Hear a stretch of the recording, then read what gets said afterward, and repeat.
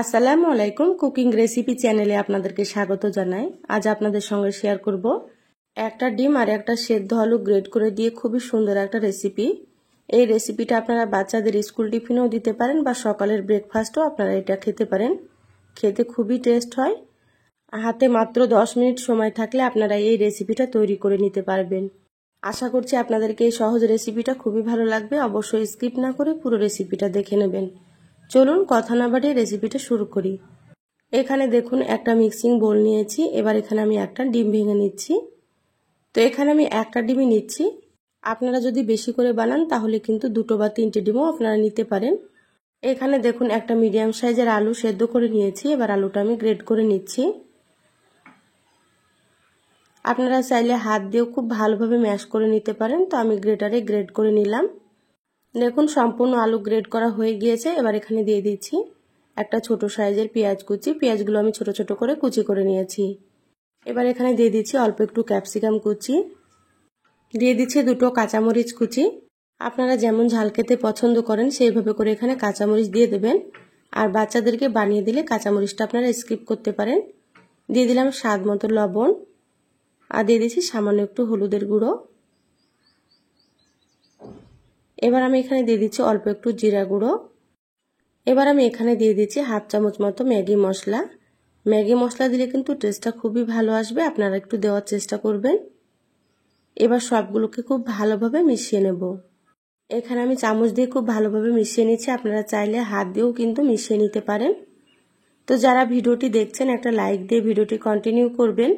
আপনাদের একটা লাইক পরবর্তী ভিডিও বানাতে আমাকে অনেক উৎসাহ জাগায়। খুব ভালোভাবে মিশিয়ে নিতে হবে যাতে করে ডিম আলু খুব সুন্দর মতো মিশে যায়।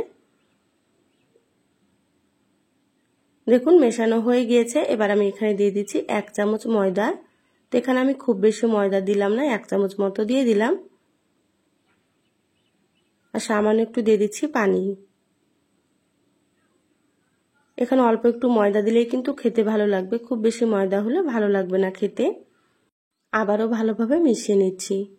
আর একটু পানি দিয়ে দিলাম। এবার খুব ভালোভাবে মিশিয়ে নেব।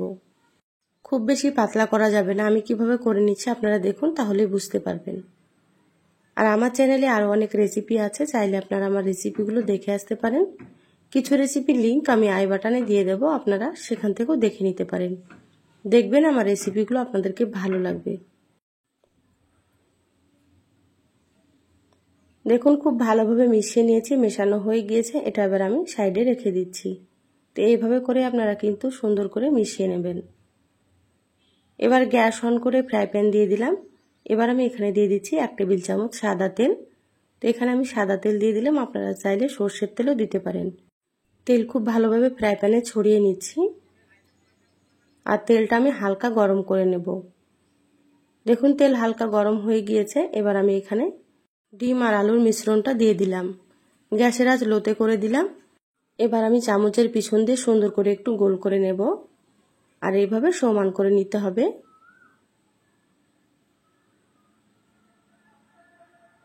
আমি সবসময় আপনাদেরকে সহজ রেসিপিগুলো দেখানোর চেষ্টা করি।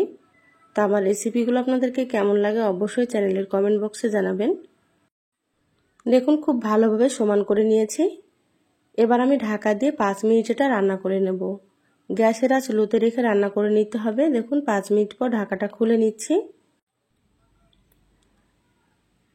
নিচের পাশ সুন্দর মতো হয়ে গিয়েছে। এবার এটাকে উল্টে নিতে হবে।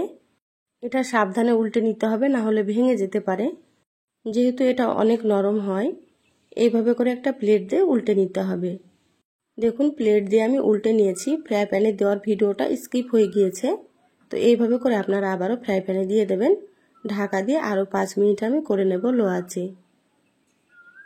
দেখুন 5 মিনিট হয়ে গিয়েছে। এবার নাস্তাটা সুন্দর মতো তৈরি হয়ে গিয়েছে। কালারটা দেখে হয়তো আপনারা বুঝতে পারছেন। এই নাস্তাটা খেতে ভীষণ টেস্ট হয়।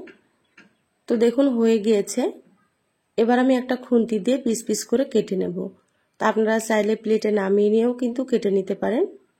তা আমি এখানে ফ্রাই প্যান থেকে কেটে নিচ্ছি। যারা আমার চ্যানেলে নতুন এসেছেন, রেসিপিটা যদি আপনাদেরকে ভালো লাগে প্লিজ চ্যানেলটা সাবস্ক্রাইব করে আমার চ্যানেলের সাথেই থাকবেন। বেল বাটন অন করে রাখবেন, তাতে করে আমি যখনই ভিডিও আপলোড করব আপনারা সবার আগে নোটিফিকেশান পেয়ে যাবেন। যারা সাবস্ক্রাইব করে সাথে আছেন তাদেরকে অসংখ্য ধন্যবাদ। দেখুন নাস্তাটা সুন্দর মতো কেটে নিয়েছি। এবার আমি প্লেটে তুলে নেব। দেখুন প্লেটে তুলে নিয়েছি আর দেখতে কতটা সুন্দর হয়েছে দেখুন। খেতে মাশাআল্লাহ ভীষণ টেস্ট হয়। অবশ্যই আপনারা একবার হলেও এই নাস্তাটা তৈরি করে খেয়ে দেখবেন, খেতে খুবই ভালো লাগবে। বাচ্চাদের স্কুল টিফিনেও কিন্তু আপনারা এই নাস্তাটা তৈরি করে দিতে পারেন।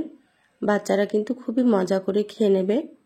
তো আশা করছি রেসিপিটা আপনাদেরকে ভালো লেগেছে। ভালো লাগলে একটা লাইক দিয়ে ভিডিওটা আপনারা যতটা সম্ভব শেয়ার করে দিবেন। সবাই অনেক বেশি ভালো থাকবেন, সুস্থ থাকবেন। দেখা হবে আবারও কোনো নতুন রেসিপিতে। ধন্যবাদ সবাইকে। আল্লাহ হাফেজ।